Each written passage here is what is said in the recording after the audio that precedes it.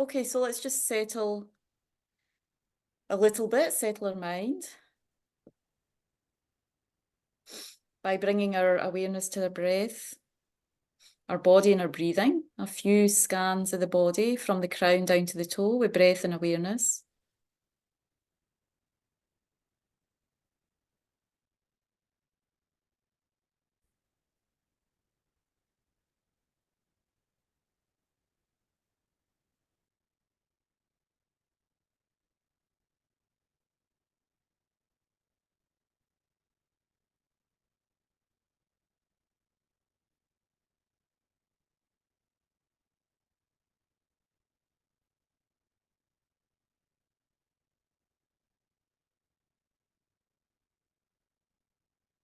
And then bringing our awareness simply to the breathing at the tip of the nostrils. Let's just do this for a count of 10, either just being aware of the breath at the tip of the nostrils, that sensation, or if it's easier, you can count in each exhalation from 1 up to 10. So we'll do this a couple of times from 1 to 10.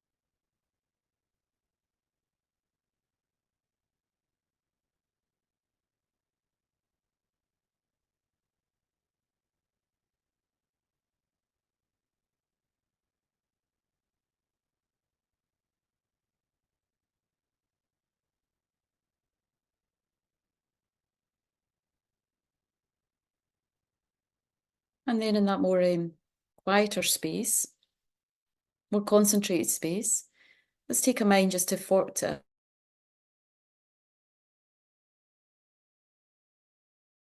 us for listening.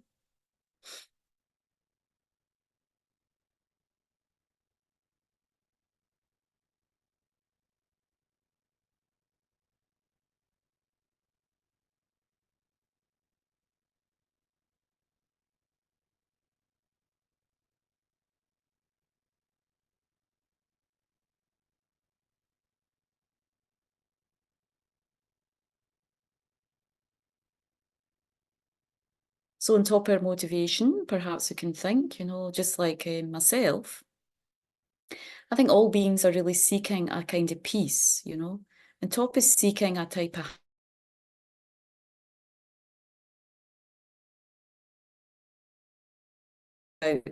wanting some peace, especially for the busyness of our lives as a parent or having an intense job or just generally having responsibilities in life. We're always needing this, having this feeling of also wanting to be peaceful.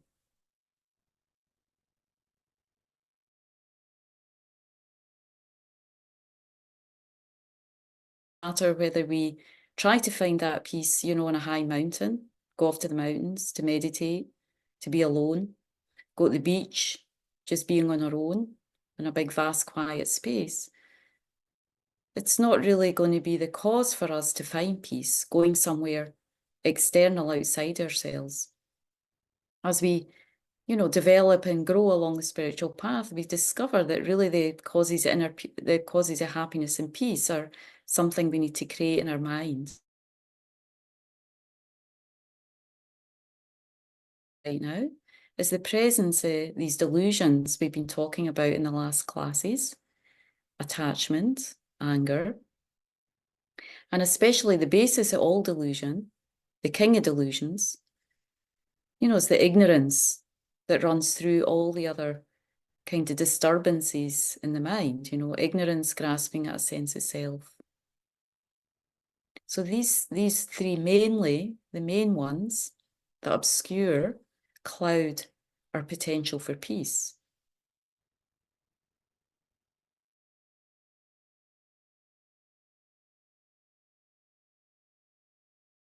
Yes.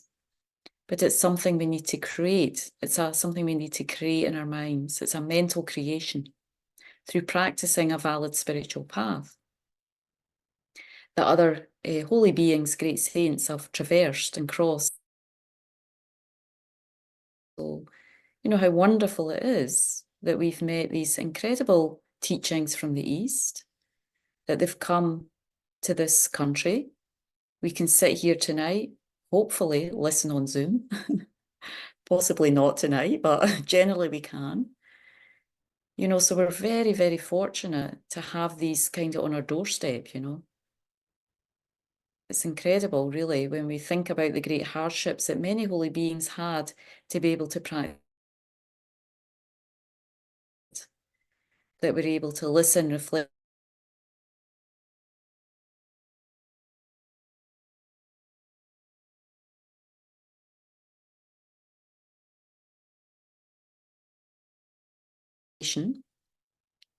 We're going to visualize Lord Shakyamuni Buddha, just feeling his presence, like the radiance of the sun and a vast open sky in the space before us.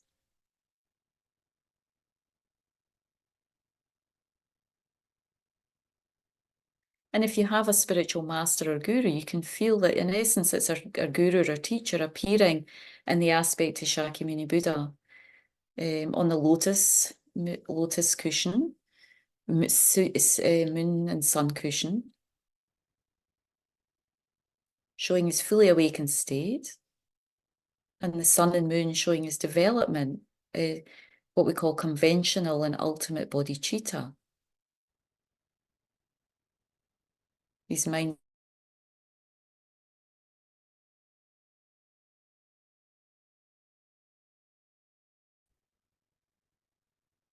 And he's, you know, he just radiates peace, you know, just by thinking of his presence, feeling the presence like the sun we feel in the sky, you know, it has this kind of warm, glowing presence, you know, that helps, you know, just makes us feel open and awake.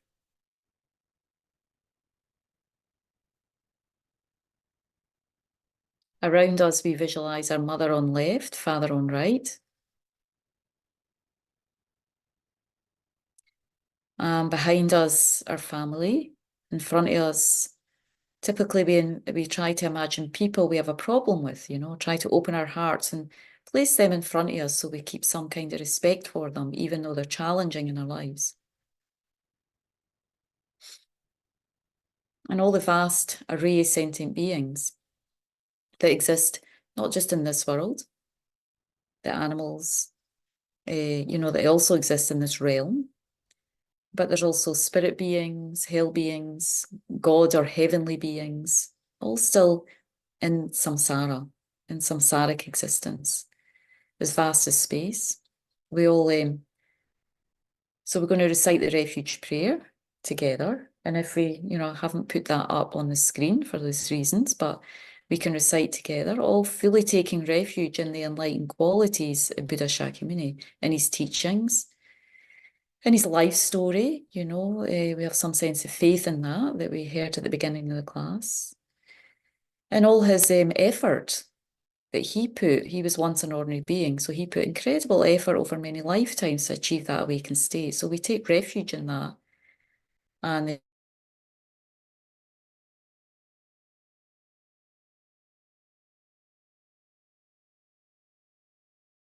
to liberate ourselves from karma and delusions. So we imagine all sentient beings chanting together. Sangye chodan sogi chognamla janju bardu dagni kyapsuji.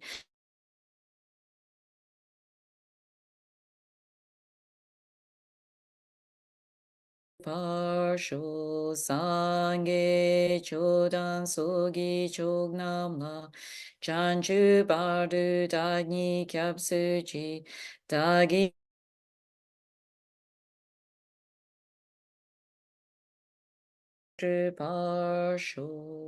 I go for refuge until I'm enlightened to the Buddha, the Dharma, and the Supreme Assembly. By the merits from giving and other perfections, may I become a Buddha to benefit all sentient beings. And then we're just going to recite a few Shakyamuni Buddha's mantra. Visualizing light, again, like the sun rays of the light, yellow light, filling us up, cleansing our obscurations, cleansing any obstacles we have to hearing and having a deeper understanding of the teachings. And also bestowing upon us, or similarly, the bestowing upon us the light of Buddha's inspiration, realizations, qualities, power, certain power of mind that he has to guide us. Just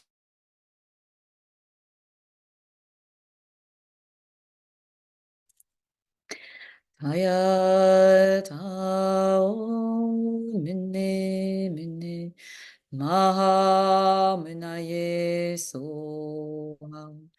Taya tao minne maha minaye soham.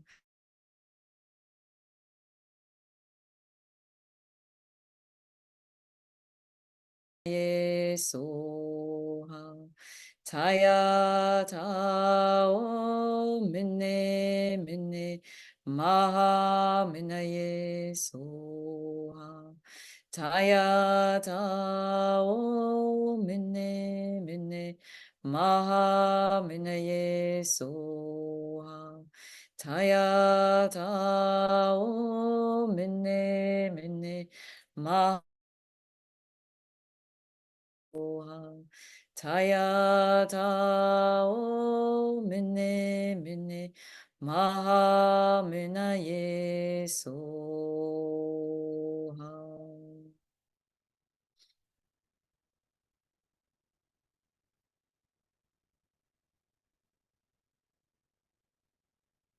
So we feel Buddha Shakyamuni is very present with us during this teaching in class, dissolves into a small ball of radiant golden light, comes to the crown of our head, and gradually dissolves through our crown and just blessing our body, speech, and mind.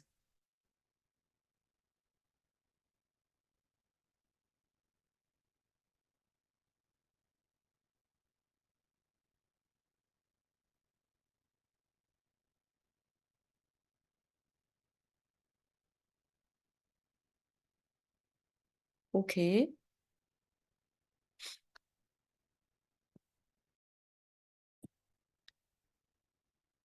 Okay, so I think this is kind of where we left off last week. From that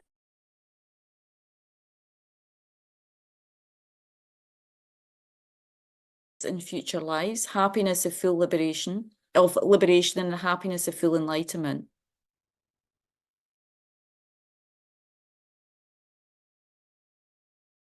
Because of course, Ruth, you've also done you've done Discovering Buddhism. Have you done the whole?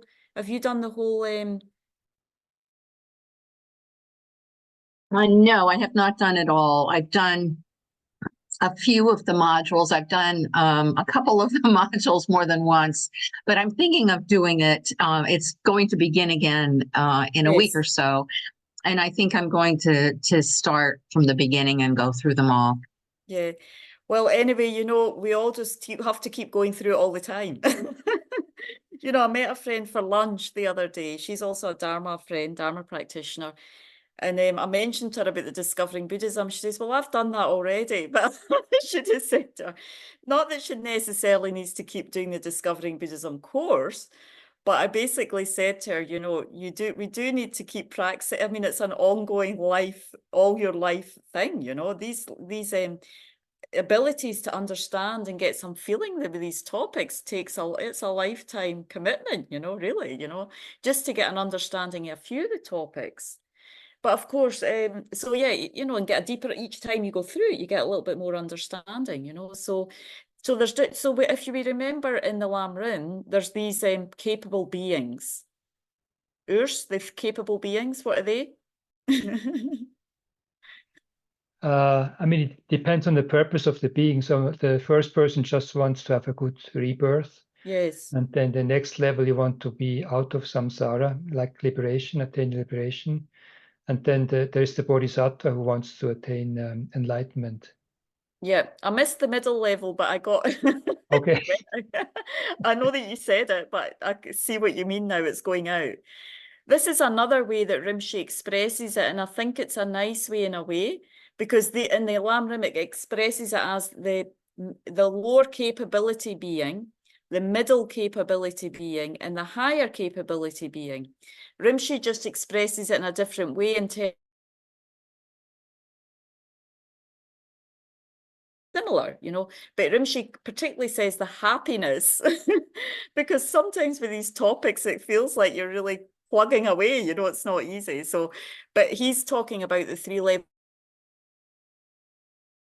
You know, the lower capable being is the one that's looking for the happiness of this and future lives, as you said, Urs, you know. The middle capable being is the one that's really mainly looking for the happiness of liberation from samsara. And of course, we see that in many Buddhist countries. The main aim is to get ourselves liberated from karma and delusion. In Thailand, Cambodia, you know, these terrible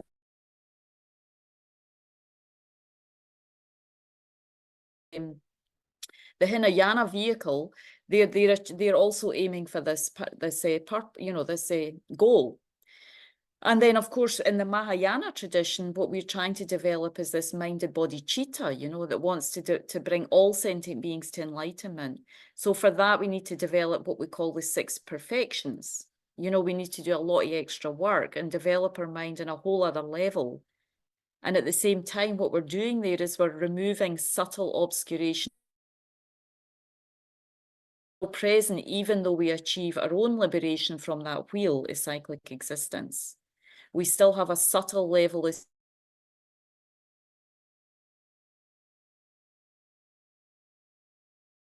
subtle obscurations that only can be removed through the practice of the 6 perfections and developing the skills to enlighten all sentient beings. It's like a whole other level of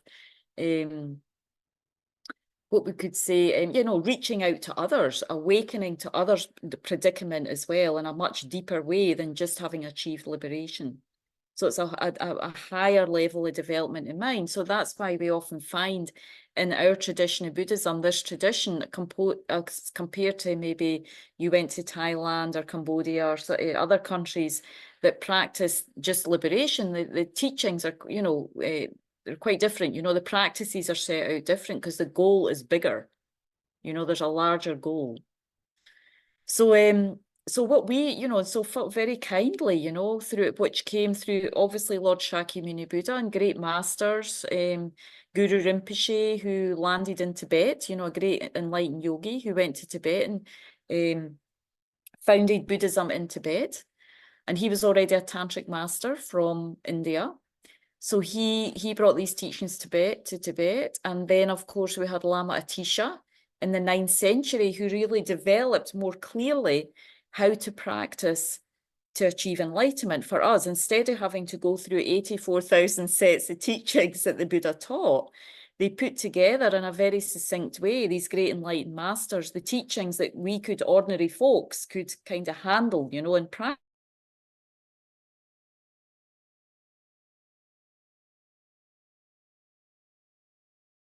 To look through volumes of teachings, these great masters developed this system of teaching, and it was developed further by, for us in the Gelug tradition, particularly by Lama Tsongkhapa.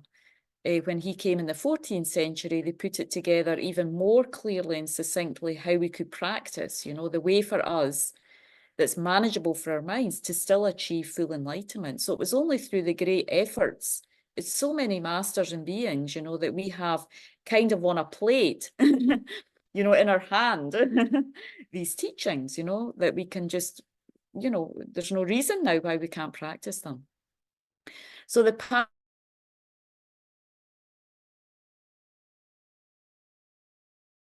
Great, I'm not going to do it. A 7-minute YouTube with Rinpoche, but I think I'm not going to chance my luck with that. That probably takes even more capacity, you know, so internet capacity. So we'll just stick with the Zoom. How am I going, by the way? Is it going out a lot, Bae? It still goes out every minute or so. Oh, gosh. Yeah. So, yeah, so what we start with, how the Lam Rim, again, as most of you know, is set out, is starting with to inspire us, contemplating the preciousness of our human life. Can I get this away over here? Contemplating the preciousness of human life and the freedom that we have right now to develop our potential for enlightenment. So I'm going to go to the next slide. And we're not, in this class, we're not going to go through in great detail, you know, it's really just, again, touching on the main points of the Lam Rim here, you know, as a precursor for going into discovering Buddhism and reminding ourselves, you know, of really, I mean, even I've heard, you know, many of my Dharma brothers and sisters, you know, it's not easy over the years to keep your momentum, even though you know there's a development in your, to keep us inspired, to keep practicing.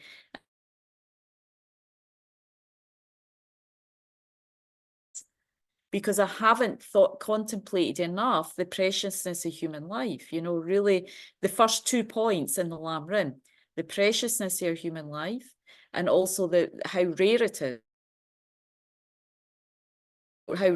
and how fragile, you know, the fragility, how it could end at any moment. So again, here, this is from Lama Tsongkhapa. This human form endowed with freedom, more valuable than a wish-granting gem, obtained only this once, is difficult to acquire and easily lost. Passing like a flash of lightning in the sky, remembering this and understanding that all worldly activities are like husks, at all times, day and night, you must try to take advantage of its essential significance.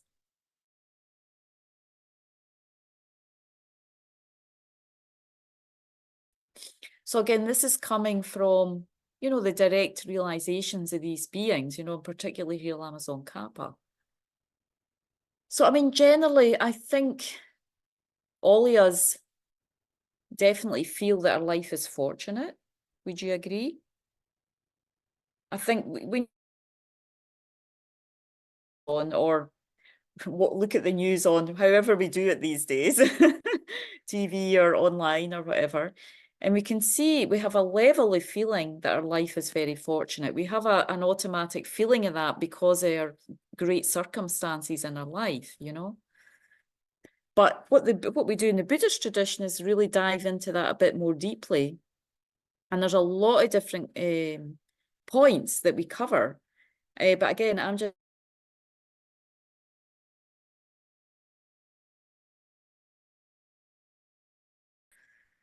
So, you know, we don't often think that, oh, I'm...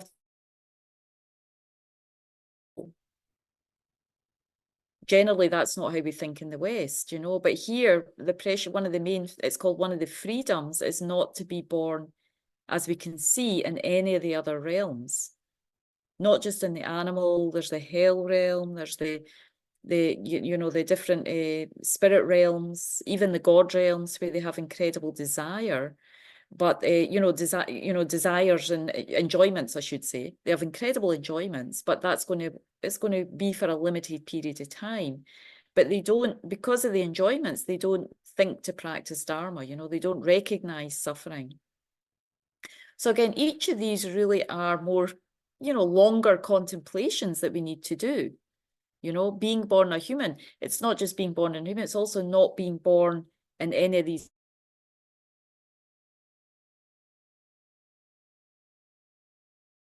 or animals.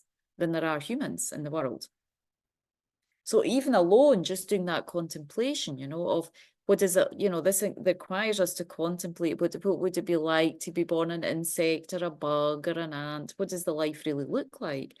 And they also have consciousness, and they also, you know, have the potential for enlightenment. But right now, there's absolutely no way they're going to be able to develop.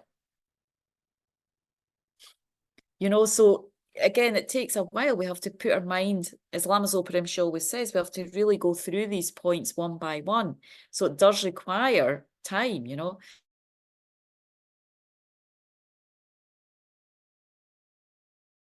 Right now. And there's, you know, there's millions in Gaza, that's just humans alone in Gaza right now. If we were in the parts of the Ukraine right now, even in Russia, it would be, there's no chance, you know. Of course, we can use these difficulties to transform our mind, but we don't really have the freedoms that we have right now. So this is kind of what we're looking at.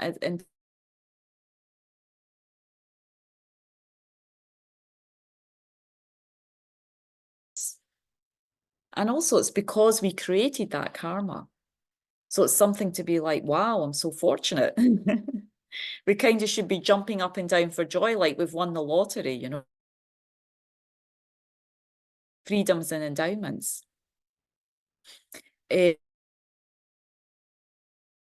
mean, how many people, and most of our family, I'm imagining, certainly my family are nice people, fortunately. You know, I have a relatively nice family, you know.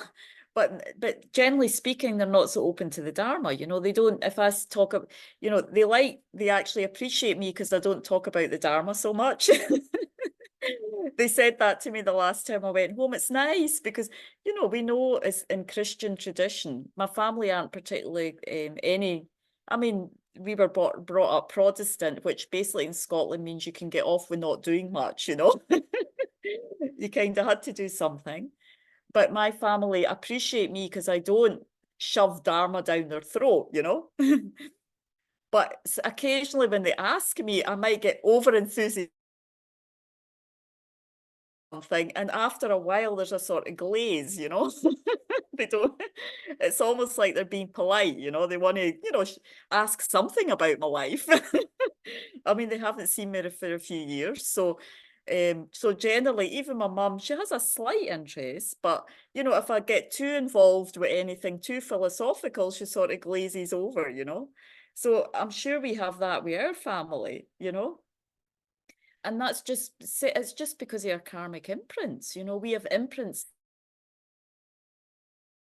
thinking it catches our attention, you know, it catches our curiosity, and we want to dig deeper, you know. And that's due to the power of merit, you know, our merit that we have from past life. So again, this contemplation on precious human rebirth,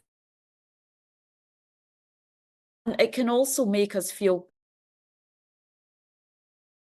you know, if we compare ourselves to the animals, like an insect or an ant, if we really sit and do that comparison, you know, it's like, what's going on with the ant all day?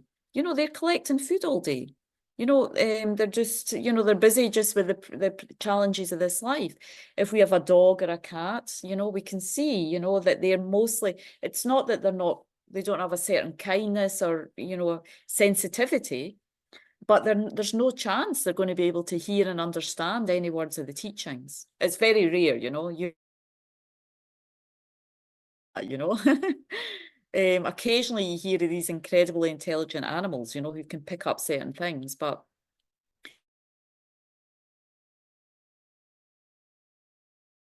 it's not just, oh, I'm so lucky. But when we go deeper, when we really think about what's happening in these other realms, in these other states, even just our heart, you know, we feel compassion for them because they're not able to, you know, really enjoy and be able to get benefit for these teachings and understand even the basics, that basically happiness comes through our mind, you know, our mental state. Would you agree? Or what do you think? Any comments? No? So this meditation on precious human life, as Lama Zopa Rinpoche said, if we really do it a wee bit more deeply, we discover that we can also use it as a meditation to generate compassion for others, because we have this good fortune, and others don't. You know, they're not in that situation. You know, so they're not able to. A lot of the time, other beings are simply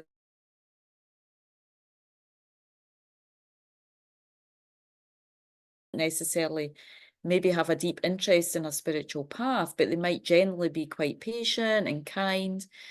But, you know, on the other level, they don't, you know, from the level of compassion towards them, we can see that, you know, they're not going to have the opportunity to create imprints for the Dharma in future lives.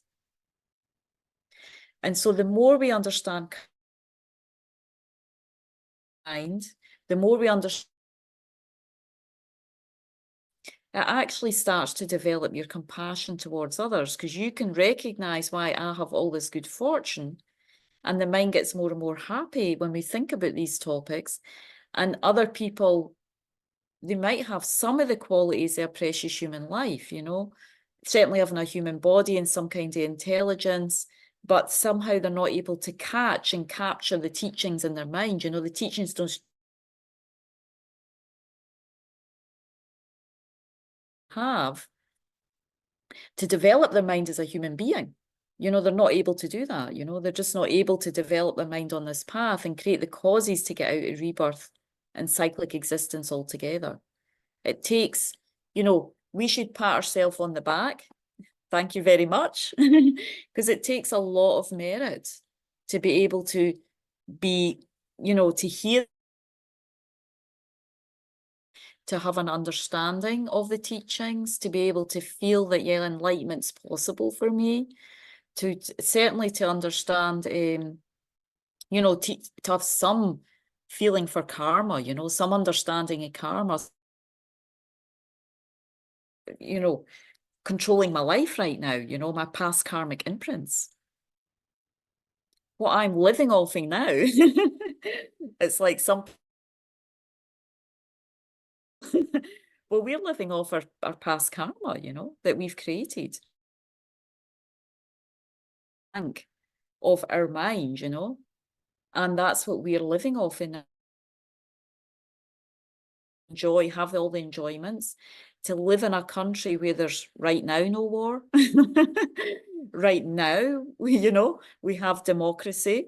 We have a lot of freedom to be able to practice our own spiritual path. You know, so we have all these, which is, again, I mentioned last week, it's rare. Due to our own merits, that we should feel incredibly, you know, happy and fortunate about. You know, we're very, very fortunate, but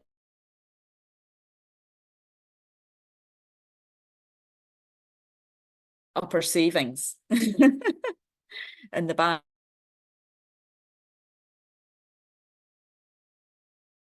It's like you need to use that savings or merit to create something more, you know, for future lives.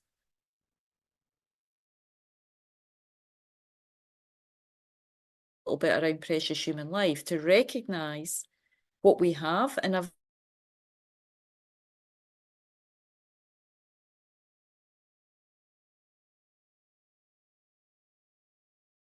something with it, to utilize it. As so there's some examples here, analogies, which some of you will have, I guess maybe all of you have heard before. Certainly Urson Bay will have I'm sure know about the first analogy, the turtle. Ruth, have you heard about the analogy of the turtle before, in terms of expressing or showing us the rarity and how of our human existence? No. No? Urs, you want to give it a go? I'll I don't test you. know. Have you heard it before? I've heard it before. Yes, I've seen this before. I mean, there is this example of this Analogy. turtle, which I think every 100 years it comes up to the surface of the seas, of the ocean, and then there's a yolk floating somewhere in the ocean. So there's a minute chance that when the turtle comes up, it goes through the yolk. And so I think the probability that it hits the yoke is like our probability of having a precious human rebirth. It's the same kind of image. Yes. Yes. So good. Yeah, yeah. So basically, there's a little bit more to that as well. It depends, you know, which. So what this is showing, you know, to get all about 10 freedoms and 8 richnesses, you know, so it's giving these kind of brief points to show, to have the conditions that we have, to have a human life with human intelligence, to be able to hear the teachings, to be able to understand and have faith in the teachings, to be able to have also teachers that teach us the teachings, to be born in a time when the teaching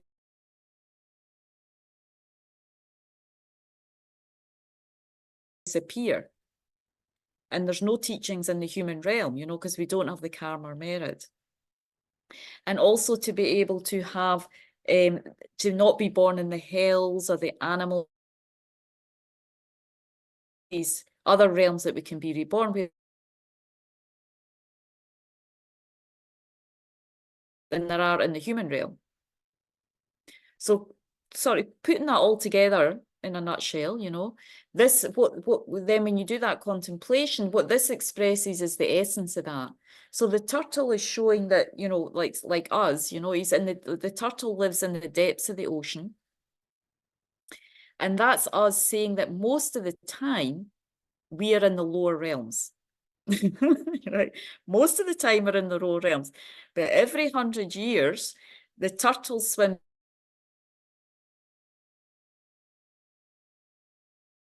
You know, every now and again, we get out of the lower realms and we get born a human. So we get up to the top of the ocean, we peek our head out, and that's kind of showing that we're out of, you know, we get out of the lower realms, you know, every now and again. And the turtle comes out, you know, as the turtle comes out for the bottom of the ocean and comes up. Now, in the top of the ocean, as Urs is saying, there's this golden yolk.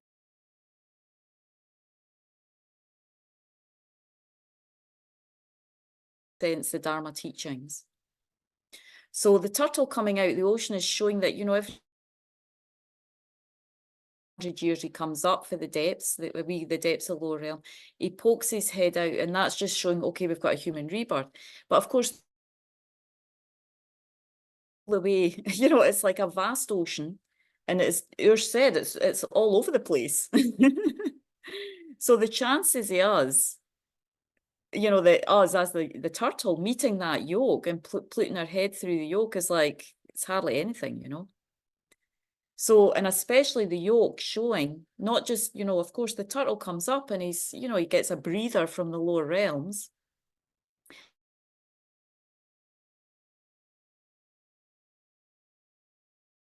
Chances he has meeting the Dharma when he puts his head through the yoke. All the causes and conditions of precious human rebirth, including meeting the golden yoke of the Dharma. It's like, it's almost like non-existent, extremely rare. So it's just a little bit more, you know, like showing like that complete, you know, rare, inner, you know, almost impossible chance that we not just get out as the lower realms and become a human, but we also meet the Dharma, you know, you meet the golden yoke of the Dharma. All these different causes and conditions of a precious human life. So it's a bit more, you know, even more succinct or exact, you know, that analogy of showing like it's that precious to meet the Dharma. And especially a qualified gurus, a qualified, you know, a fully qualified path. That's how, you know, because so most of the time, you know, come out of the depths and put his head up through the ocean, and he won't meet the yoke, you know, and but we just go back down to the lower realms again, you know. So it's a little bit more of a taste to it, you know, there, when you think about the yoke being the teachings and all the causes and conditions to get a precious human rebirth. It's very rare. So, you know, if we have an opportunity to reflect on that more, it really kind of, it's like wakes you up, you know. It's like, wow, this is like unbelievable. You know, how fortunate we are, you know. So, and I think we all do feel that fortune, and I do feel it too. But if I don't continue to kind of remind myself of all these different causes and conditions and use these analogies, we kind of go back to sleep again and forget how fortunate we are, you know. So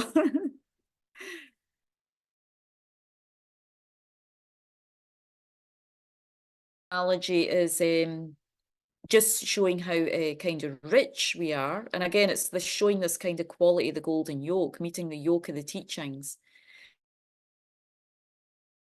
Finding a diamond in the garbage would be overjoyed. That's how we will feel when we think, I've received a perfect human rebirth.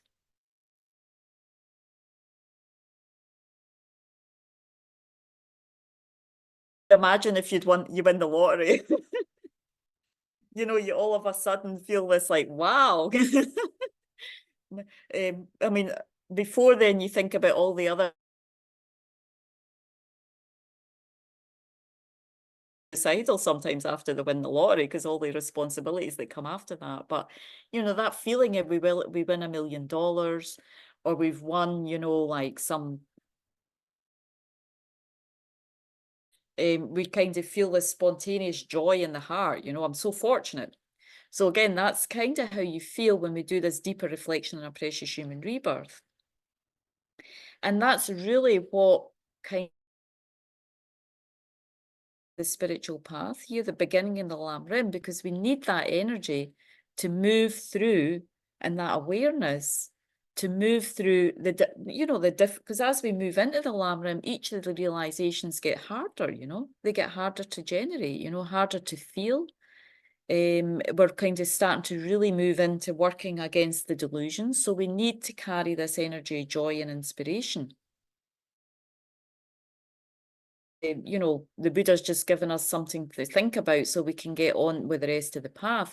Everything in the precious human rebirth is coming from the enlightened perspective of high yogis, you know, who have these realizations. I mean, they see all of existence, they see all beings, they see completely the state of affairs that we're in, you know, and they also see that, you know, each moment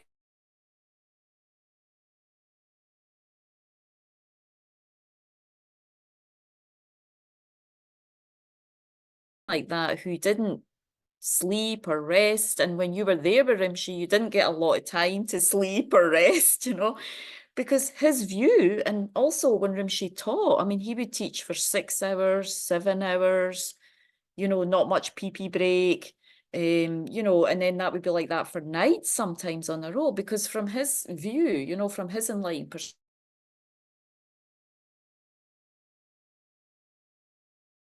to hear the teachings, to grasp, to create imprints in our mind, so that he held us for that length of time, you know, so we could create as many imprints as possible.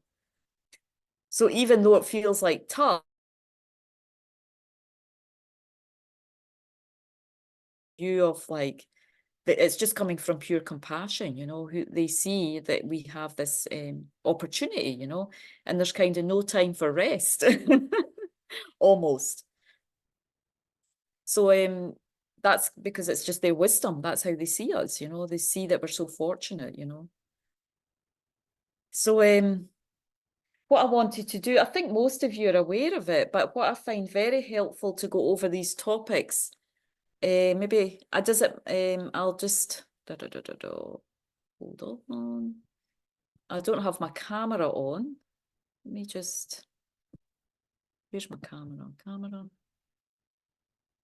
Where am I? How do I get my camera on now out of this? Camera.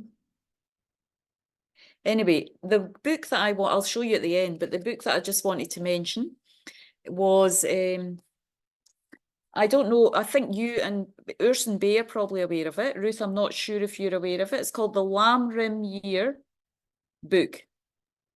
No. Lam Rim Year. And it's by Lama Yeshe and Lama Zopa Rinpoche. And it's a very, very good way. It's got 365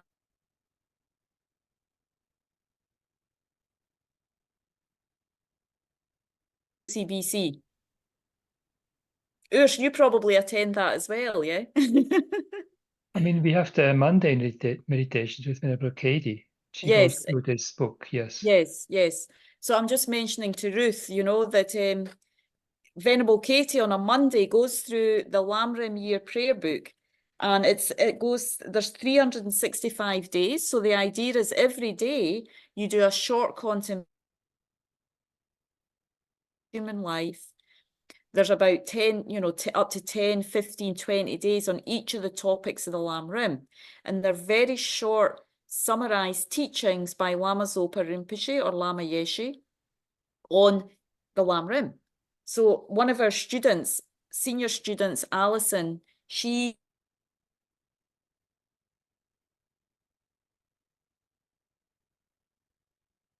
did that. So she put this book together with these teachings of Lama Yeshe and Lama Zopa Rinpoche in a way that you could just read a, you know, a teaching on a different topic of the Lamrim every day. So it's a really, you know, that's going to be my big advertisement. It's an excellent book on our practice. It's each day, it's literally, you know, not even a page, about half a page each day. And each day there's a different topic on the Lamrim, you know, and it goes through, but still you go through 365 days of the year, you go through the Lamrim one time. So you get quite a lot of detail on each of the topics. Do any of you use the book, Urs or Bay? Not really. Urs? I guess you go to the Monday meditation, yeah? We do it in the Monday meditations, yes, like Yeah. every week, like 1 or 2 days of the book. 1 or 2 days of the book, yeah. So I think it's anyway, I would just really recommend that because us to create these imprints of the Lamrim. I mean, basically, if you do this book every day, you do 1 page, or even if you just do 2 or 3 pages a week, within a year or 2 or 3 years, you create an imprint of the Lamrim every year on your mind, you know, and it's very practical for us, you know, it's incredible. And all the teachings are from Lama Yeshe and Lama Zopa Rinpoche, so they're very blessed, you know, each part is blessed, and they're wonderful, you know, I really, really recommend it. As a you know, just read that verse, read that page, and then use it as a motivation for the rest of your practice. And we're creating these familiarity each day with the Lamrim and each year with the Lamrim. And that's the way that Lama Zopa Rinpoche wanted us to meditate on the Lamrim, you know, to go through it, each section, you know, spend 1 or 2 months on each section and just keep doing that on an annual basis, you know. So that's my advertisement. I'm very grateful to Alison for putting it together, because I think for us Westerners, it's very manageable, you know. We feel like we're accomplishing something. We keep going through and reminding ourselves of the different points of the Lamrim. So anyway, that's my bit. So here's just a little nice verse on precious human life as well, that was written by His Holiness the Dalai Lama, that again, I think most of you are probably familiar with. I'm a precious human life. I'm not going to waste it. I'm going to use all my energies to develop myself, to expand my heart out to others, to achieve enlightenment for the benefit of all beings. So again, this is very inspiring, just to, you know, generally, this is not really deeply in a precious human rebirth, but I think this is just a very kind of, even more a kind of secular way to feel about our life, you know, with these thoughts, you know, that I don't want to, you know, we already have enough.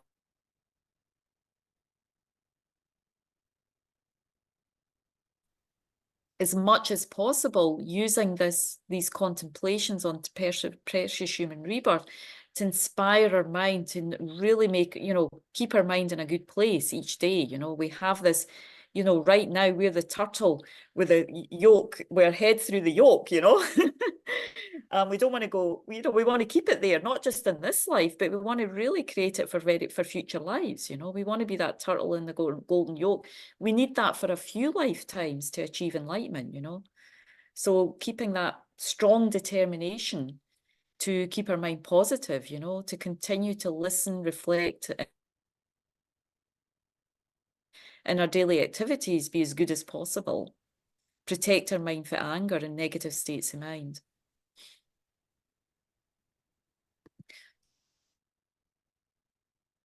That's the kind of just a succinct way.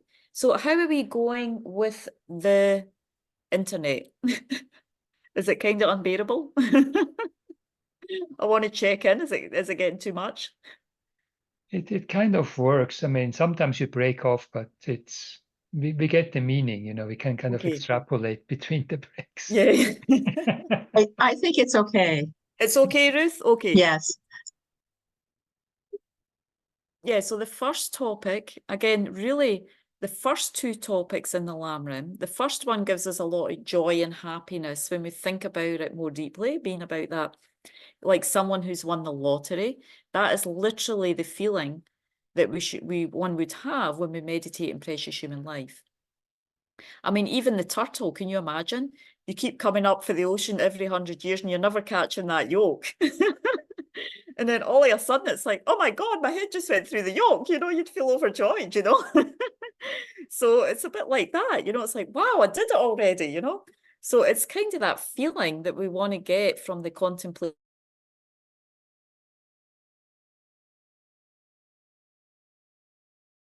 You know, and we won the lottery, but we're not out of samsara yet.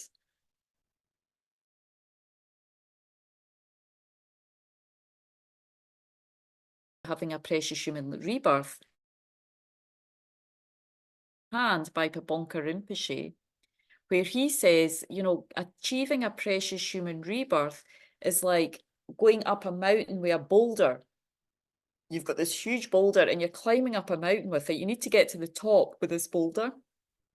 So getting a precious human rebirth is like getting halfway up with a boulder, you know, and so you're halfway up and you only have another, you know, you're kind of almost in sight. I think it's almost, it might even be more than halfway up, but you've went a good distance with this great boulder and you just, you know, you need to just get this other, this far now. And the boulder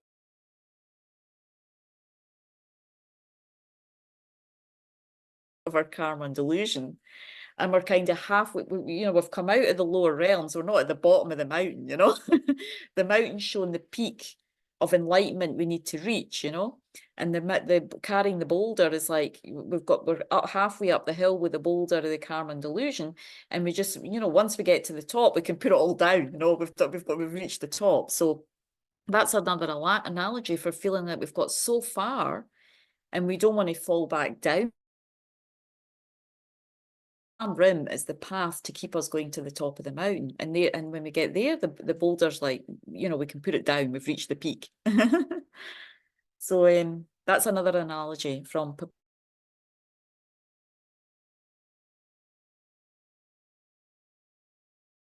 all these topics. You know, of course, the essence of Tibetan Buddhism, this is what this is called, this course. And but all these topics are actually, and you know, the three main principles that we're trying to develop through the Lamrim.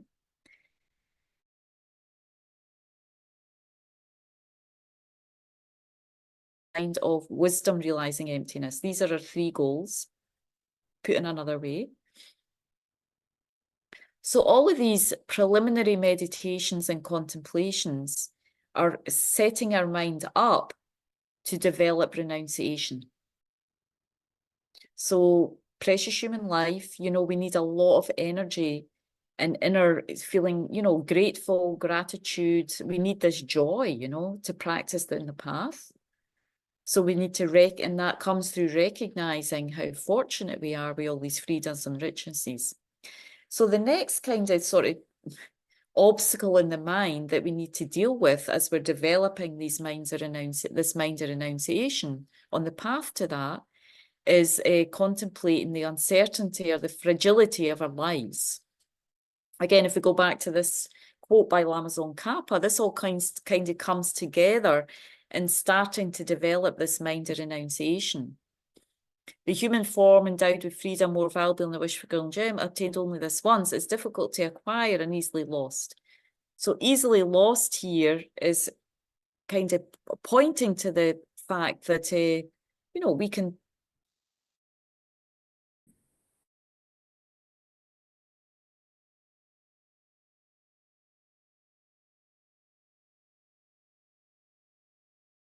stopped. And you all just kind of froze there, you know. You can see. Fortunately, we have the slides, so you can fill in with the slides.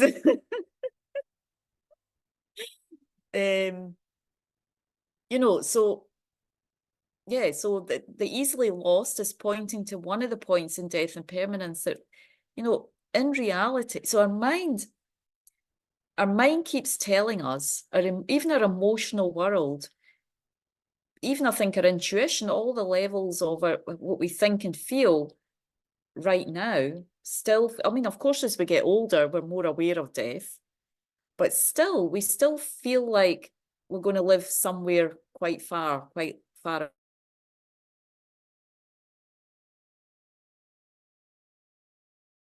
Of course, as we get older, that breaks down a little bit, because we know that, you know, the wrinkles are coming, the hair's growing grey, you know, I'm not feeling as strong as, you know, there's definitely signs.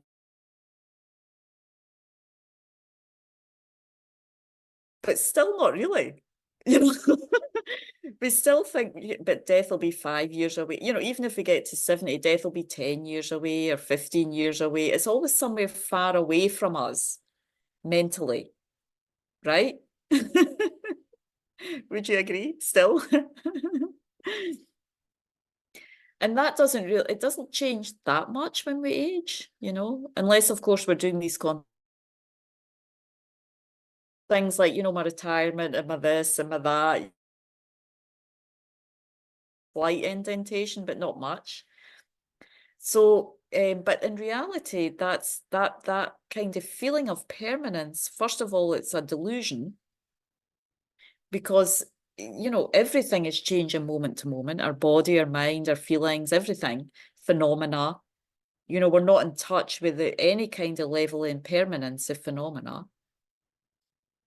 But on another level, in terms of just our life,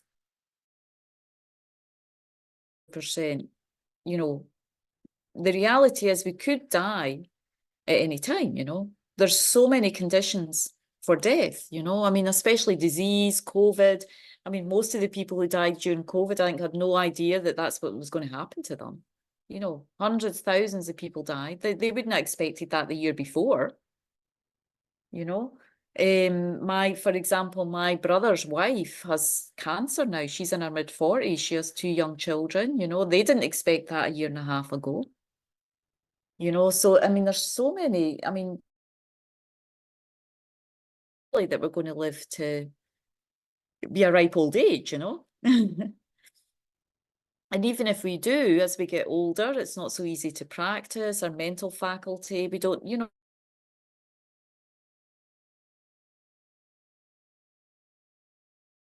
practice the Dharma, you know, as we get older. We can all see that, you know. But generally speaking, this main points, which again we're sort of familiar with. We might have memorized them. There's sub points in these as well, but this is the 3 main categories that we need to think about to kind of move our mind into being more realistic. I mean, it's not that these points are all moving us into a place where it's not really true. I mean, we're just connecting with the truth of life again. You know, in this realm, in this human realm, well, we're absolutely going to die. Even though there's many people, I think about I don't know, about a year ago, I read an article with somebody who's doing all these things not to die: health, exercise, machines, you know, and he actually thinks that if he does all this, he might not die. I mean, it's an extreme regime. Like he sleeps a certain amount of hours. He sleeps the same time every night. He goes to bed about 8 o'clock and he gets up at a certain time, and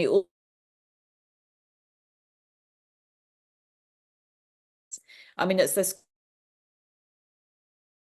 Then I think he wants to sell it to others behind it that he might not die. So that's kind of how deluded, I mean, but you know, that's how deluded the mind can sometimes get, you know. I mean, we see that in society, especially in stardom, you know, lots of stars trying to like evade aging and things like that, you know. But the reality is, I mean, you know, we are, and that's something, even though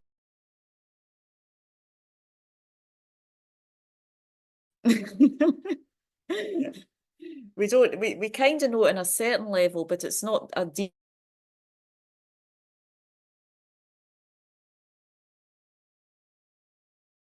As if we had a near-death experience.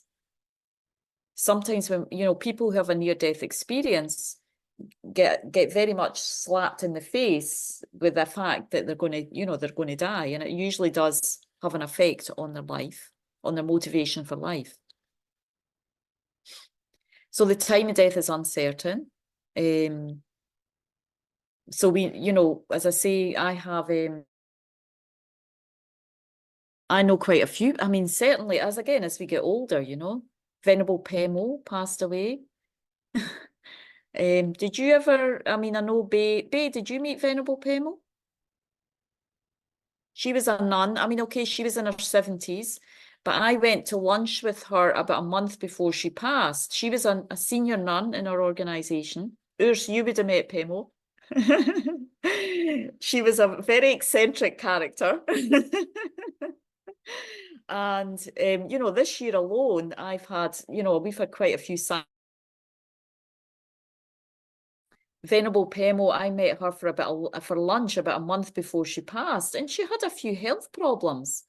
But she basically, about a month later, she was found in her apartment. She had just fallen down and passed away about 3 days before.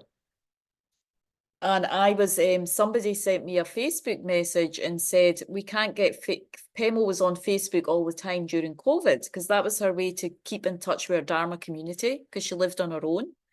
So she was always on Facebook and always on Messenger, and she was always she would kind of felt it was her job to kind of let everybody know what teachings were going on, Dharma teachings, you know. So she would post all these posts about different Dharma teachings, teaching on, you know, all online during COVID. So she was always on Facebook Messenger.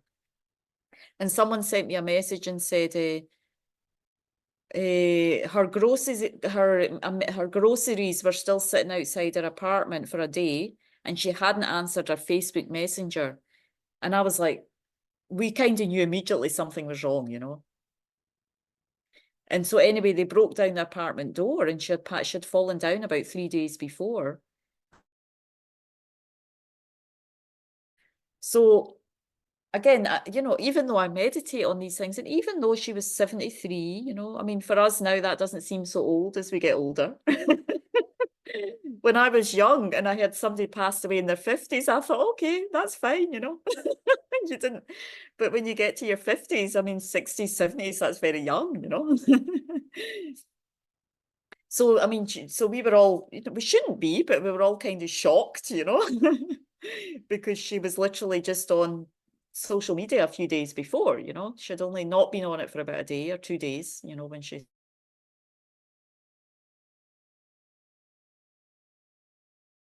We can each think of someone who died very suddenly.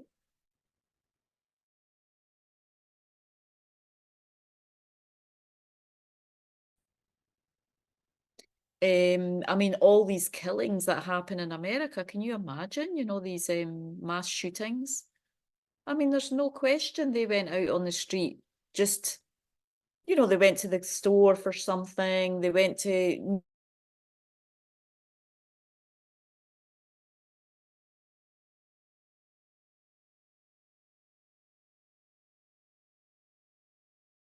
too much, but it's good to freak ourselves out a little bit. It's to be aware that our life is limited, you know, our lifespan is very limited, it's uncertain, and it's, you know, it's limited.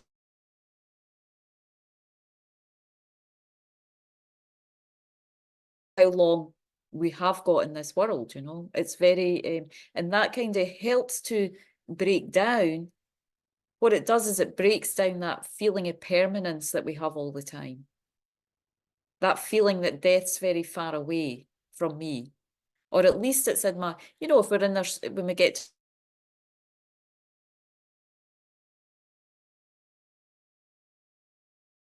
mostly, you know, and so of course when death,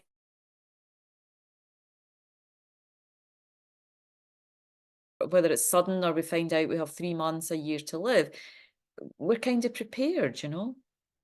We've used our life meaningfully.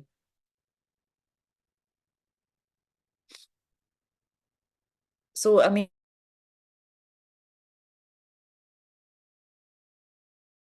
but mostly here as well, it's to urge. It gives a lot of impetus on top of precious human rebirth. It gives a lot more impetus and energy to practice Dharma, you know, to kind of gradually get ourselves out. And if we can't get ourselves out of cyclic existence this life and generate bodhicitta and all these things, at least to be working on it and feel like, okay, with this life, I did what I could, you know, to prepare for future lives. I did as much Dharma as I could. I listened to teachings, I reflected, I meditated. So I think, you know, hopefully I've done enough. This is kind of love for yourself. This is self-love. This is self-compassion.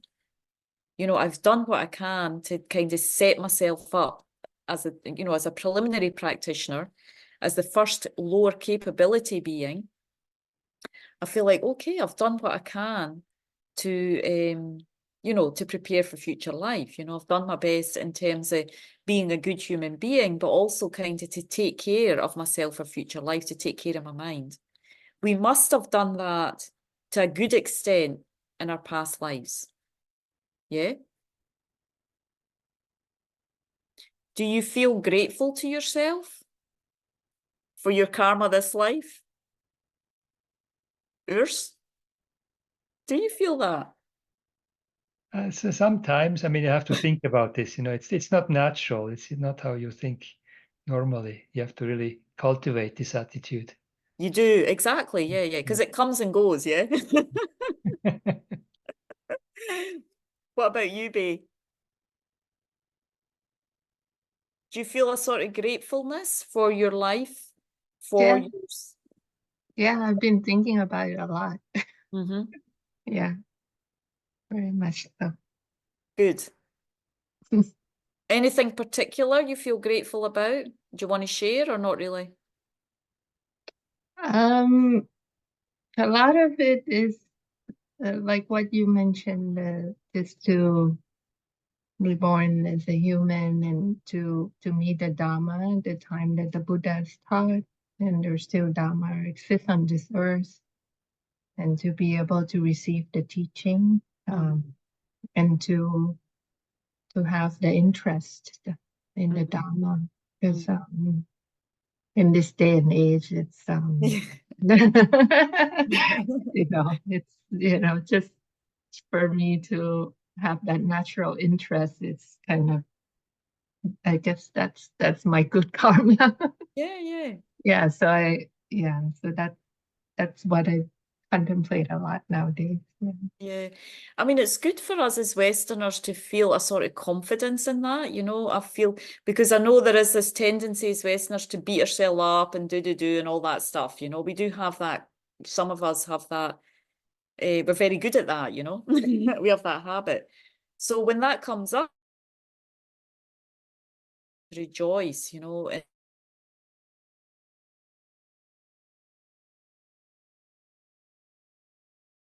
We're not out of samsara, but wow, we have done so much, you know, to get where we are. And that will just bring us more energy to keep doing more. I mean, I know for me personally, when I in my 20s and when I heard all these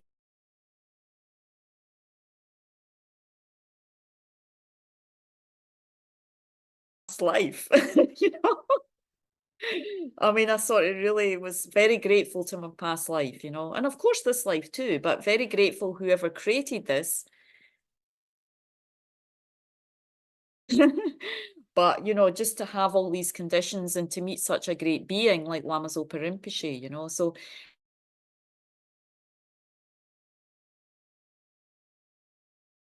both you, Bea and Urs, you know, you must feel that gratitude because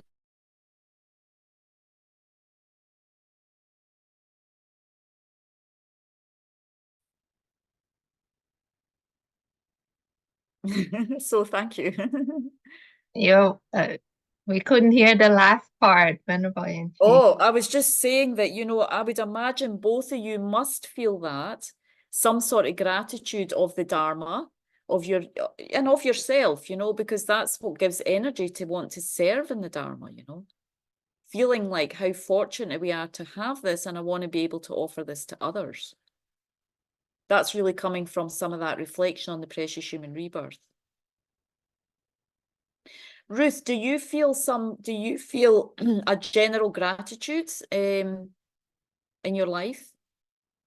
Well, you know, I'm listening to the three of you, and I don't know. I'm thinking about all of this. I'm certainly grateful for your human rebirth. You know, just grateful to be able to listen and listen to your experiences. So I'm thinking about this. Sorry, it cut out a little bit there, Ruth. I heard said that you were grateful to be able to listen, yeah? yes, yes. Anyway, these are reflections that take some time, you know, and I think the more that we digest the Dharma, you see, we can hear these things, but if we don't spend time on the reflection and then digesting it a little bit, then we won't feel it, you know. We have to spend that time too, you know. So, but definitely by listening, it perks our attention. And also, Ruth, you're coming back, you know, you keep coming, you know, so there's definitely some of this is settling in their mind, you know, it's getting there, you know. So, but either way, for our spiritual practice, I think for a foundation to keep going, we need to feel a sense of, you know, feeling fortunate to receive what we're doing and be able to practice what we're doing, you know, in that context. That's what gives joy and energy in our spiritual path. And of course, having a sangha that we create, a teacher, a sangha, a community, all these things become very precious, you know, the more we practice and the more we feel the benefit of the teachings in our heart and mind. So the death,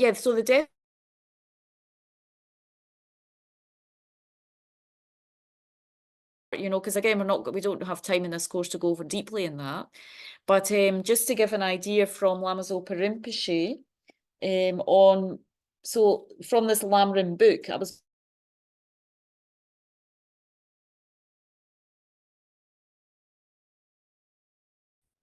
how we hold the concept that we're going to live for a long time. For death, we only get concerned with the affairs of this life, you know, which is really true, you know. We tend to just focus on much of what's going on in this life.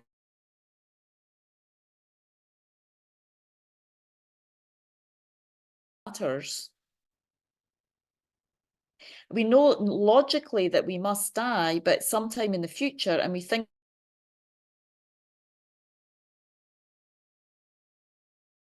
you've met the spiritual teachings, you know, in Western society, we think, well, death's going to happen later, so we don't need to worry about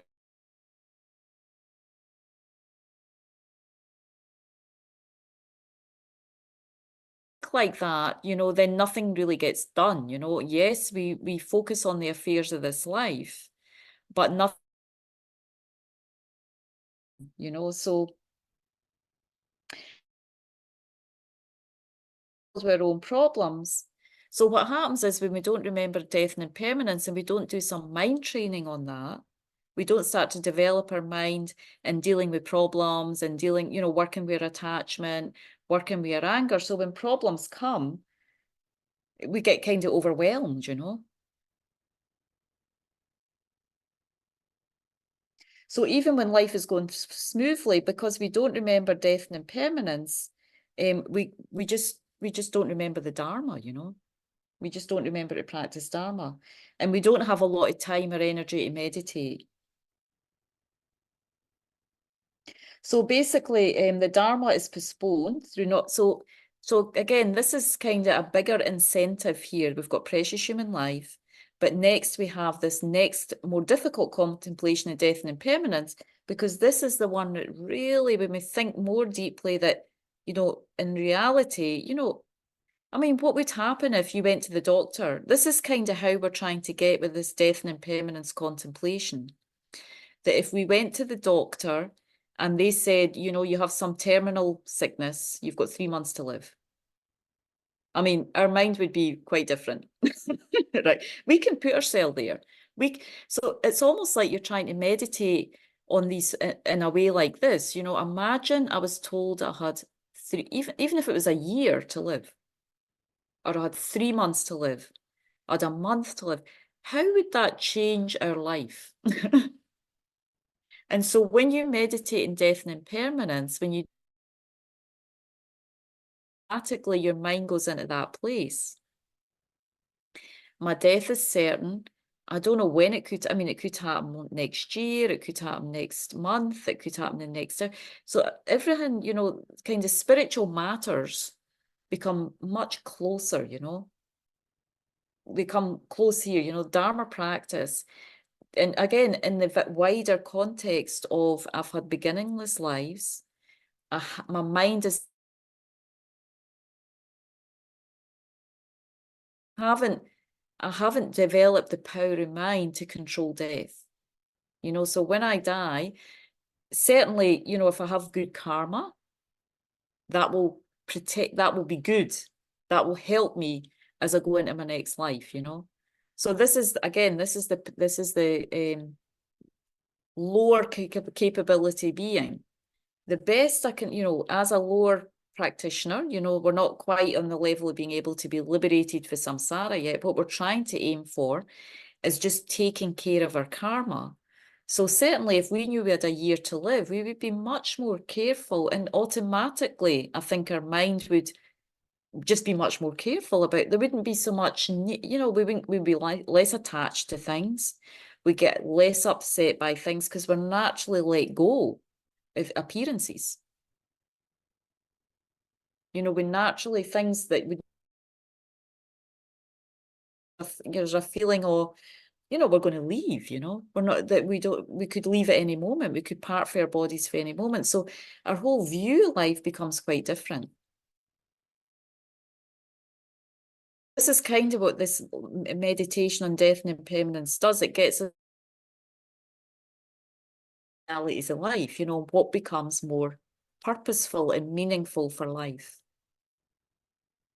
So it's actually a very, very, very skillful meditation to do in the light of continuing to practice the rest of the Lam Rim, you know, in the light of giving more energy for our Dharma practice to purify, to collect merit, to, you know, try and meditate on things like emptiness and bodhicitta, and at least create positive, you know, strong positive imprints on our mind stream, you know, for future lives.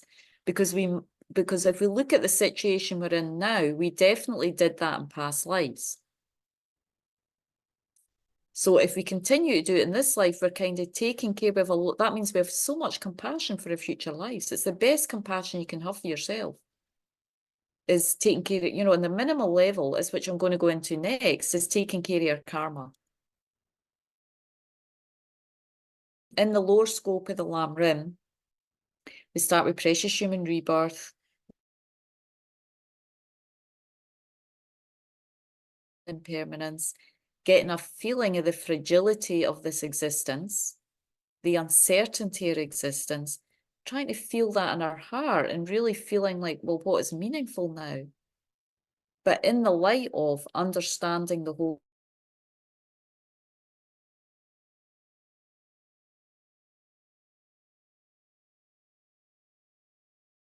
practice.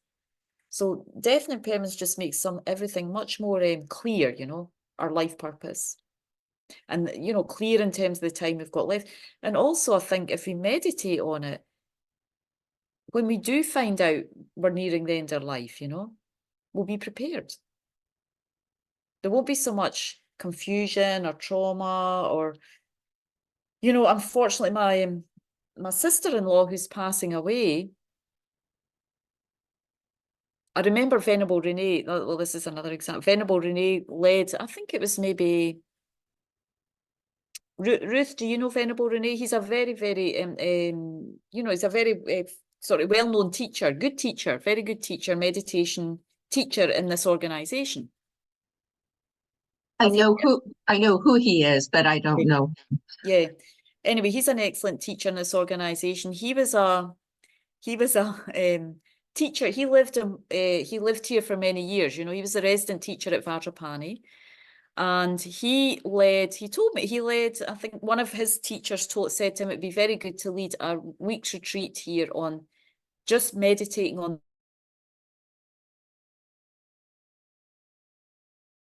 you know, what that meditation does for your mind. So he led many meditations on, you know, feeling death is certain, the time of death is uncertain, and our bodies are fragile. You know, there's many different ways you can meditate on those topics to get a deep inner feeling of,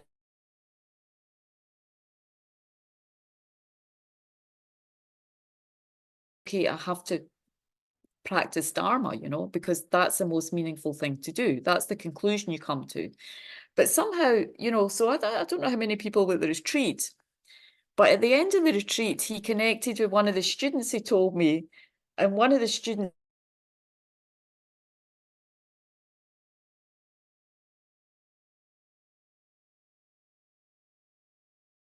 really worked, you know. And they say, so you know what I want to do? I need to go and travel. I want to see things before I die, you know. And Renee was like, well, it wasn't quite, you know.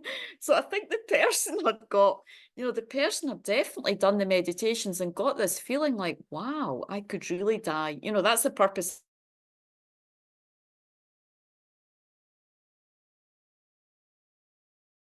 But somehow they concluded that because I only have this time left, then I want to go and see things in the world. You know, so so it's you know, you have to complete the whole somehow, I don't know, you have to complete the whole thing. You know, you get to the feeling where I could die any moment. But out of that, it has to be in the light of the whole Lam Rim and the light of that, you know, the main purpose is to protect my future rebirths, you know, as a lower scope being, you know, to create a good causes and conditions for my future rebirth. And ideally, you know, create strong imprints for emptiness and bodhicitta. And if not, gain these realizations this life, you know, with whatever time I have left. So that was what Renee shared with me with one of the students, you know. He says, I'm not sure quite what happened there, but that student quite didn't get the point. And of course, you know, my mother, I was speaking to my mother today, and of course, as I said, we have my sister-in-law is in her mid-40s, and she hasn't, you know, she doesn't have an interest in the Dharma or anything like that, you know. So, and she's recovering slightly from her cancer, but it's still not going to recover fully, you know. She might have a year or 2 years. She's got a little bit longer now than they initially diagnosed. They thought it would only be about a year and a half, and it seems like she's actually recovered a little bit better with this second round of treatment. But so either way, she knows her time's still limited. So she's been asking my brother if she can do a world tour because she wants to go and see all the sites, you know. So it's too, you know,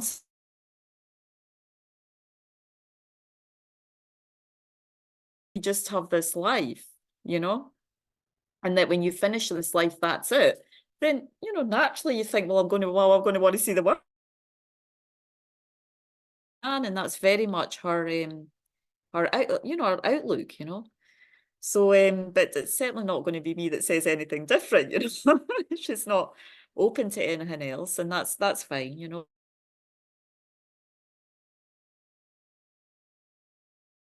And I know with these teachings, gradually we start to understand and how we can utilize our life, you know, how we really, with this reflection on precious human rebirth and death and impermanence, what's most important to do, you know, with our life. So again, it's an incredible fortune and richness that we have as we understand these points more, you know. So it's precious human life, death and impermanence. Then usually there's, you know, some other outlines, the realms, going through the lower realms, which we don't have so much time for, but that'll be covered more in Discovering Buddhism. And also on that basis, taking refuge. But I thought for this class, because touch on bodhicitta and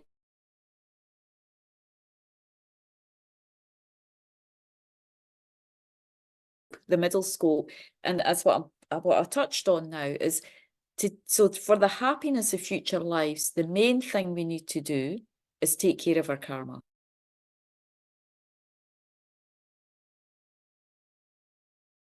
nothing else, you know. Fundamentally, for our own happiness, for future lives, we have to take care of our karma. I mean, that should be a mantra, you know. If I want to be happy, take great, but if I want to be happy, take care of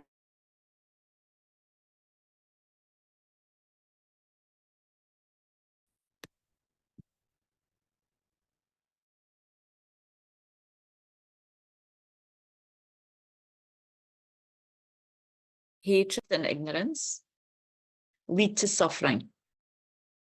From all actions created with the opposite attitudes of love, compassion, and wisdom, only happiness comes. So that's really the key.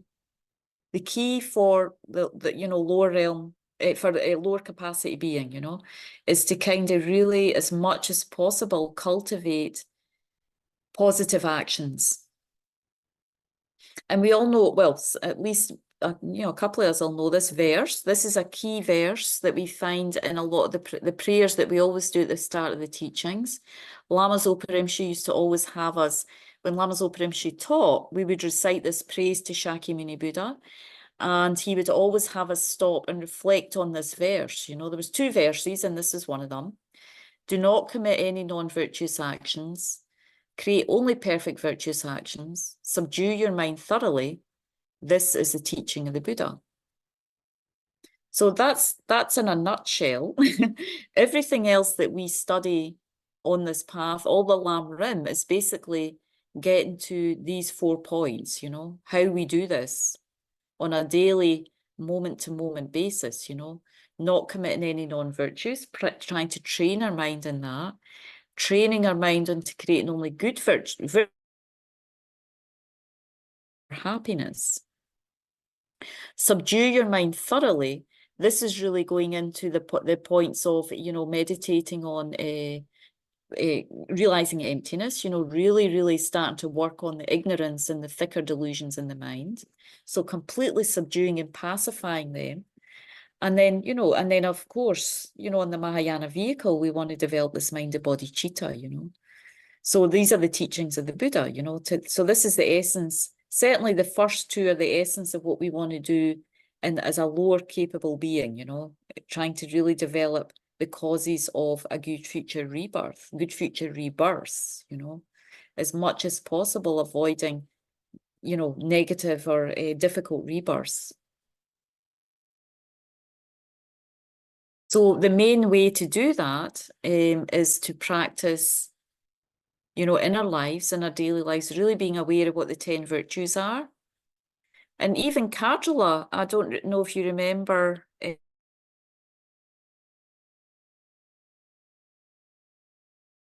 practice the 10 virtues in your life. You know, she talked quite a bit on that, how important that was, you know, to practice the 10 virtues and avoid the opposite. The 10 non-virtues is the best way to take care of oneself and not harm others. Ruth, do you have an idea? Do you have any memory of what? So there's 3 virtues of the body, 3 kind of non-virtues of the body, and 3 opposites. Do you remember what the often the non-virtues are easier to remember because we usually talk about them first, because we really need to avoid them, you know. No, I need to hear from someone else. Okay, that's okay. So Urs of the body. 3 non-virtues of the body. Yes, so killing, stealing, and sexual misconduct. Those are the 3 negativities. So that's ones. So these are the more grosser ones, you know. So of course, killing means even, you know, as you will be aware, you know, killing even the smallest being as much as possible to avoid that. But of course, when we're in samsara, we're always involved in killing in some level, right? I mean, we think, oh no, I don't kill. No, of course, we don't kill purposely, hopefully. But when we go in the car, when we eat food, the nature of samsara right now is that we're always engaged in some level of harming others, you know, when we have enjoyments, to wear clothes, of engage.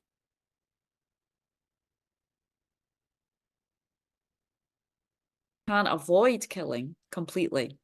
We can't completely avoid killing karma, but we can avoid intentional killing karma. These are more unintentional because it's the nature of samsara we're in right now. To what, you know, many activities we engage in does involve harming sentient beings. Comes from the kindness of so many.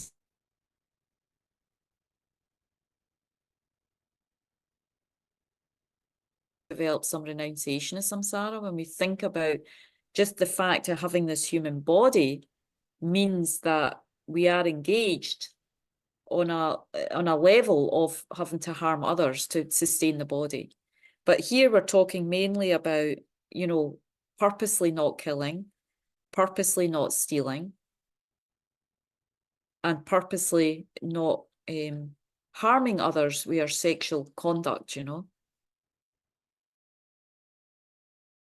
Sexual misconduct, but the main one is, you know, not having other partners and being deceitful, you know, in that way, especially when, I mean, even these days, you know, people don't get married, but they're in partnerships. So not going, you know, not lying about to your other partner about, you know, your sexual activity or your relations with other people. And there's other levels of that, but that's the kind of main one to avoid, you know, because basically it involves lies as well, you know, so. And then B, what are the four with the speech?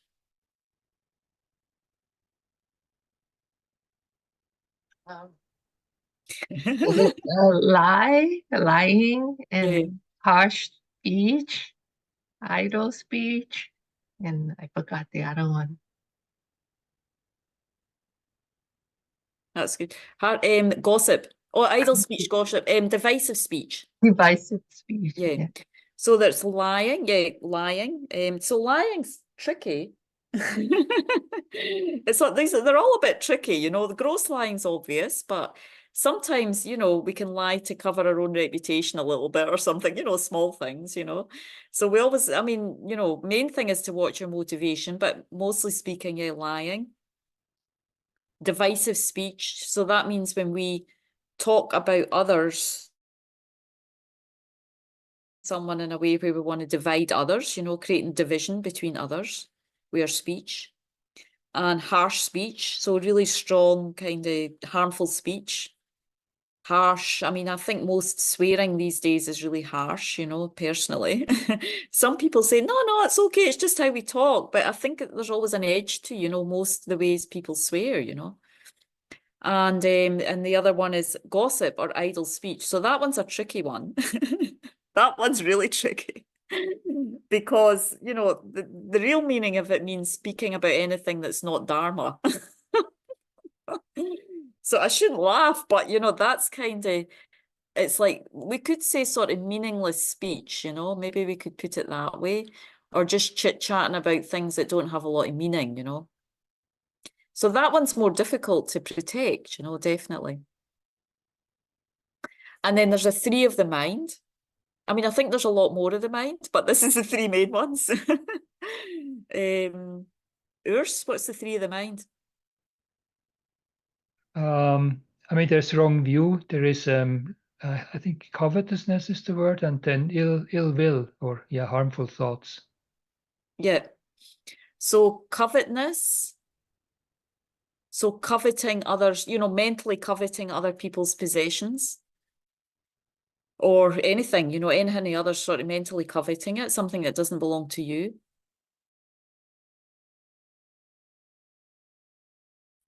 So that's a really big one. That's a hard one. Because, you know, mostly we try to have good thoughts about others, but there's this sort of stream of judgmentalness and ill, you know, that's a hard one, you know. I mean, the ones with the mind are more difficult. You know, ill will and wrong views. What are the wrong views about us? Well, of course, I mean, the deepest one, it would be ignorance about nature of reality. But I think here Yeah. it's more like more on the surface, like you don't believe in karma, Yeah. or this, or there's no past lives, no future lives, stuff like that. Yes, as Urs said, I mean, of course, we've all got kind of mistaken views about emptiness right now, you know, maybe not wrong views, but we're not quite there yet. But even just having a slight doubt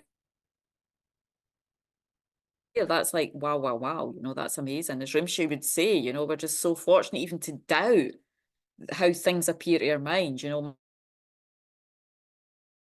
on the delusions. So, but so of course, most people don't have that, you know, so, or even if they hear emptiness, they're not able to, they just think, oh, that doesn't make any sense. You know, they don't have any connection with that at all. But the main one for most of us, which is most dangerous right now, is having wrong views about karma. Why do you think that would be more dangerous, Ruth? Why do you got any thoughts about wrong view karma? Why that would be kind of regarded as a negative, you know, negativity of the mind, one of the 10 non-virtues? Well, it would seem to me if you have wrong views about karma, you are creating negative karma for your future lives or your rebirth. Yeah, so it's true. You know, the main thing is, as well, as if we don't understand that we're moment by moment creating karma, we think, oh, we can just do what we want. UK, many people feel that there's just one life. Yeah, they die after this life. So there's no sense of protecting the mind. It's kind of, we can do what, you know, I mean, of course, there's good-hearted people that just naturally, you know, are good-hearted and they don't really harm others, are not really angry. But there's a whole other level of people that feel that, well, you know, there's no repercussion.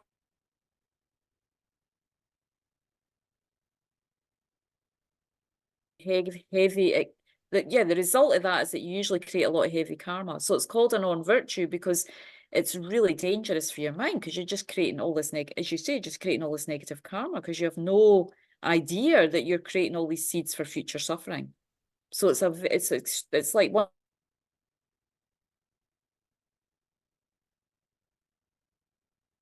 Do as you please, you know, and there'll be no repercussion, there'll be no result. And it's, you know, it's not that we're sitting here in judgment of others. We really think deeply, you would have a lot of so much.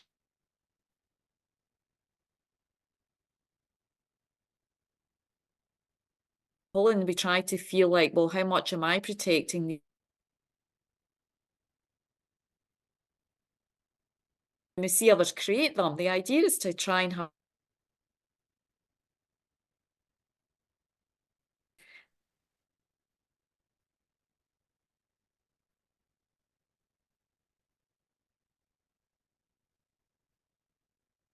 cause and effect in our own reality, how that's functioning in our mind moment by moment. You know, what we're perceiving right now as a result of our past karma, what we're going to be in our future.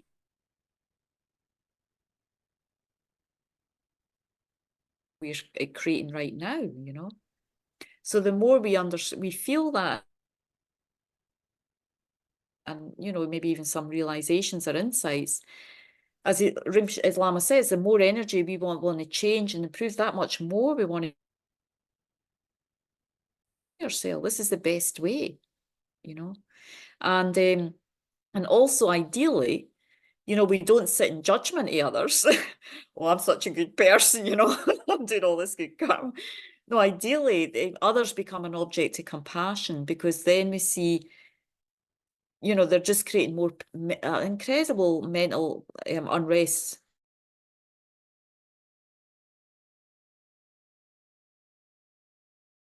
On, and then we'll finish, you know.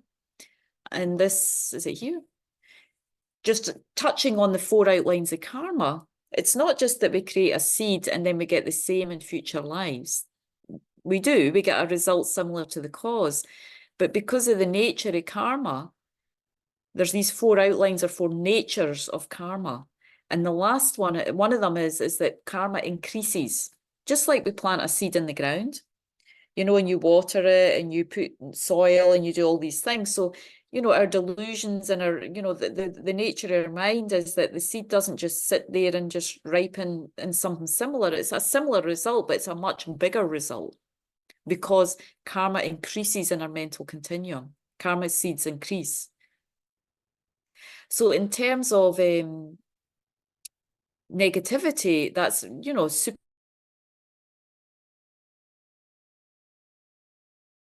as much as possible to avoid negative karma. But similarly, and an object to rejoicing, whatever good things we do, whatever good karma, you know, even like listening to this teaching, having positive thoughts about the teaching, generating some faith, more understanding, it's like we should always rejoice, you know.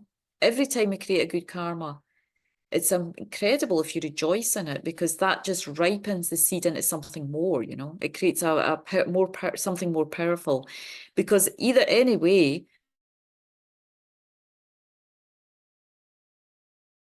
a more powerful seed. It's just the nature of how the mind works. Similarly, if we rejoice in doing something negative, it makes the seed more powerful as well. So a skillful way for us to practice is certainly to avoid as much of these non-virtues as possible, to be really aware of them in our mind and slowly, slowly start to avoid them. And also on the good things in our mind to rejoice. And I want to just finish with this little another cuddly toy for Lama Zopa Rinpoche. So these are the different, Rinpoche had a selection of cuddly toys. So if you want happiness, the best psychology is rejoicing. Rejoice in your 3-time merits and in the good things others have instead of being jealous. So again, not just rejoicing in our own good karma, but rejoicing in others. When we see others do good things, you know, it's like, it's really easy way to create good karma. So rejoicing brings enlightenment and ultimate success, and in this life you will be totally happy and satisfied all the time. So again, it's like rejoicing in a precious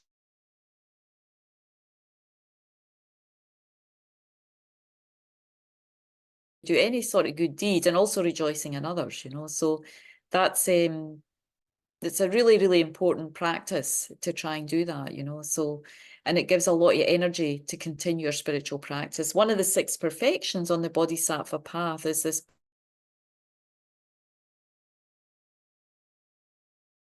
effort. So this is Rinpoche encouraging us to, you know, this is how we can do it now as beginners, just really practicing as much as we can, rejoicing in ourselves and in the good fortune. You know, just as I have a precious human rebirth, each one of us does here, you know, and all our Dharma brothers and sisters, and to really feel that sense of joy and the goodness that we all have, you know, it gives a lot of happiness to the mind. And we have a little cute cuddly toy as well. So, okay, so thank you for your patience with staying in the class with all the internet going in and out. And we have one more class next week. Would you turn on the camera? Yes, I'll do that. I'll get rid of this stop share. Okay, here I am. And I just wanted to show you this book, Ruth. Here it is here. Oh, wait a minute. Can you see it? Oh, that's a bit straight. Oh, it's not. I don't know why it's not. Sorry, it doesn't work. Somehow it's not working. I don't know why. Probably because I have it on some sort of limited video screen. Yeah. I think it's your virtual background that kind of interferes with the picture. Background? It's because of the virtual background, yeah. Yeah. You can put it close to your face. Yes, you can find it online. We will have them at some point here at Vajrapani, but that's not so easy for you. But I know you can buy it on Amazon. It's available on Amazon, and I really, really suggest it. It's really it's like the best book you can have, and it's so manageable for day to day to go in the mind. So let's just spend a moment to dedicate all the positive energy of the class. Rejoice how wonderful it is. We had this time together to reflect on the Lam Rim, the path to enlightenment. Dedicate all this positive energy, whatever we learned, reflected on, meditated on, whatever understanding we have, we just dedicate that and share it with all living beings. May all living beings also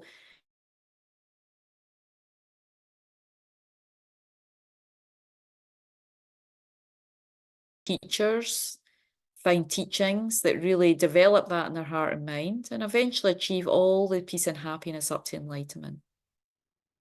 So really wishing this for ourselves and wishing this for all living beings, our family, friends, extended community. As much as possible, sharing that positive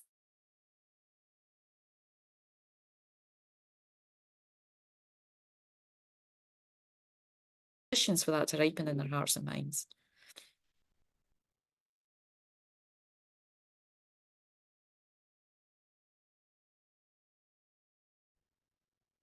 Okay, thank you so much. And hopefully we'll see you next week with better internet connection.